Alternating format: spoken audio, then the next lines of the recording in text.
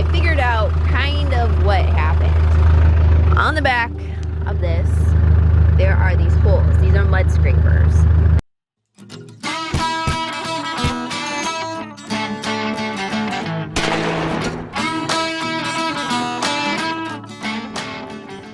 They're designed to scrape off the mud off the teeth, but apparently they weren't doing their job very good because they were actually getting clogged up full of grass. So once I figured that out, I was able to pull the grass out. But why did they clog with grass to begin with? That's the question. This isn't the first dead field I've had to till. The orchard grass field, same thing, looked just like this. Didn't have any issue with it. So, I don't know. I'm gonna have to play around with it. Maybe I'm gonna switch these around and see.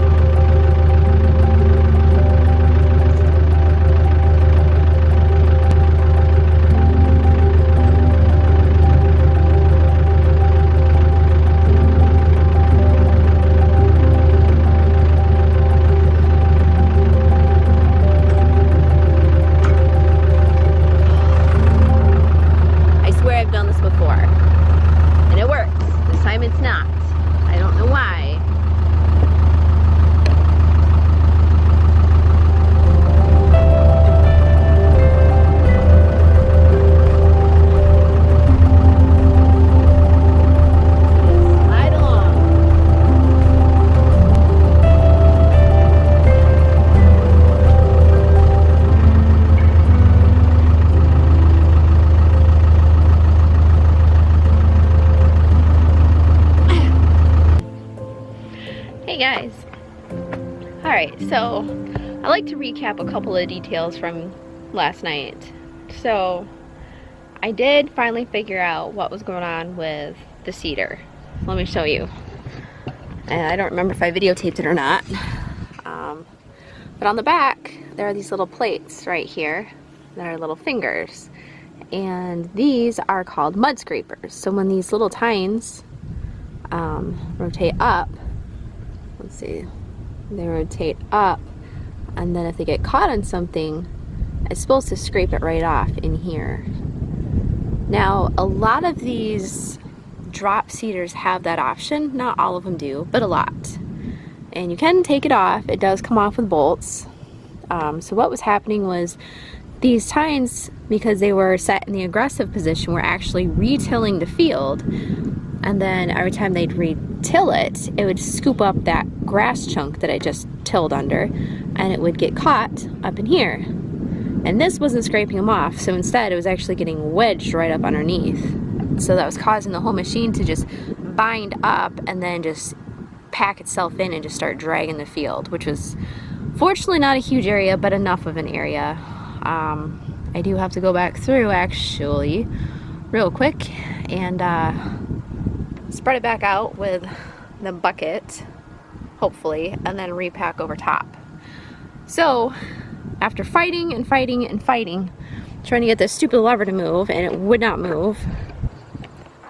Last time I used it, I could wedge myself against it and push it, but this time wasn't happening. So finally I just pulled the pins out. It was set in this first or second hole right here, so I just pulled the pins out of the hole behind it. See how you wedge one in front and wedge one behind? And I was hoping that it would just push itself back. Essentially, that as I worked the field, it would just push itself back. So the other thing I figured out too is that this machine has downward pressure from the 3-point right here. These are the 3-point arms. Now, even though this machine is set up to handle a smaller tractor right here, smaller tractors cannot lift it. Our neighbor's got like a, I think a 35 or 40 horsepower tractor, and he's got a 3-point hookup. He pulled right up to it excited because he was gonna rent it. Couldn't put it on the back of his tractor. No joke. You cannot get it up there. You couldn't lift it. It was too heavy. So despite the fact that it looks like you can use it on a smaller tractor, you can't. It doesn't work. This is an 89 horsepower tractor, which if you go to Tractor Supply, they'll look at you like, oh, that's a small tractor. Like, a small tractor? How many people are running larger tractors than 89 horsepower out here? I mean, obviously in the country they do, but in our area it's not very common. So it actually worked in my favor, because once I figured out that I actually had a little bit too much downward pressure on the rototilling aspect of this, I lifted it so that the tines were just barely hitting the ground. So it was still spinning and poking holes in the ground, but it wasn't like aggressively tilling up the soil.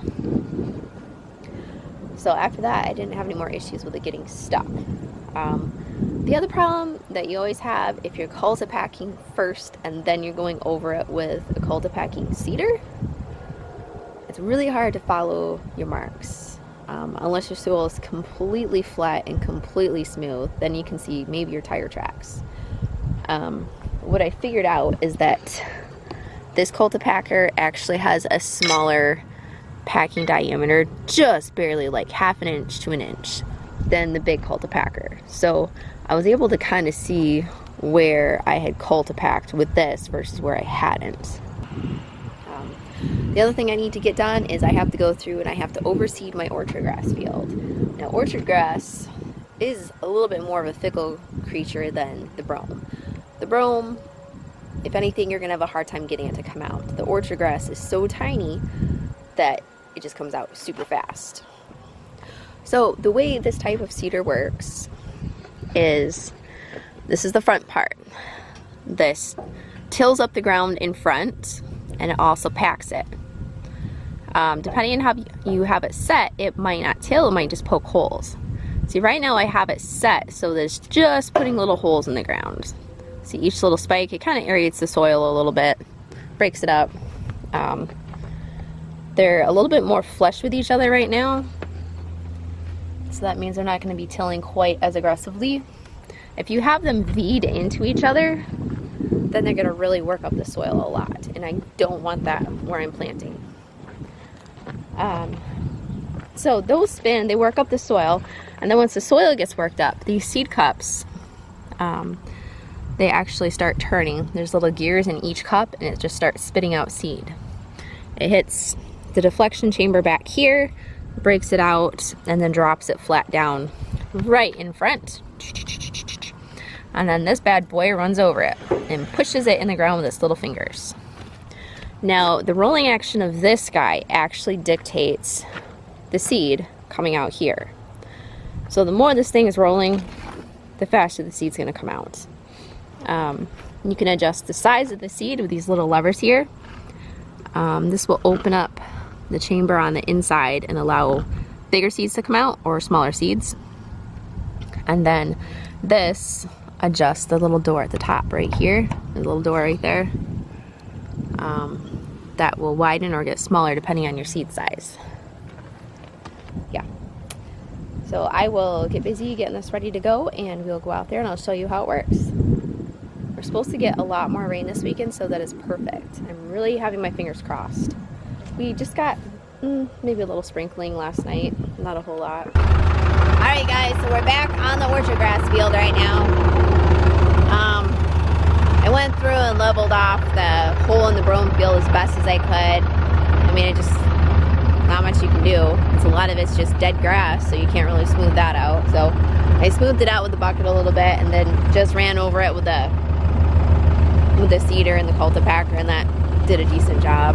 So it's just one small area, won't kill the field. Alright, so this is the orchard grass field, and already you can see that it's growing in a little bit thicker. It does look yellow. It's dry. It hasn't had any rain since all summer. B, probably needs the fertilizer reapplied a little bit differently. Actually, if you look at it, you can see a lot of it is dying. See, a lot of it's just brown. A lot of it is. See, the tops of this one is just dying. Let me see if I can get one here. So you can see how the end of it is just turning brown and dying off, and that's because it is so dry. This doesn't look too bad. I would love to put the horses or the cows out here and just let them eat it all down, but I can't because it'll stress the plants too much for starters, and secondly, I don't have any fencing around this field. There are definitely thin areas, like right through here, that need to be filled in. The whole side of this hill probably needs to be filled in a little bit. I don't know, it's just like little spotty areas, like right here, that just for some reason didn't get much. And those are the areas where the weeds are growing. Here's a whole strip. This whole area right here didn't get something, didn't get planted. I don't know. I have no idea. This might have been where it just clogged up and stopped working. It's kind of hard to tell when you're doing it in the minute. But I mean, you can actually see a whole row right there. See that whole row where it just, something happened right there. I don't know. I'm gonna try not to get too upset. I'm just gonna try and put my headphones on, take it easy, have fun.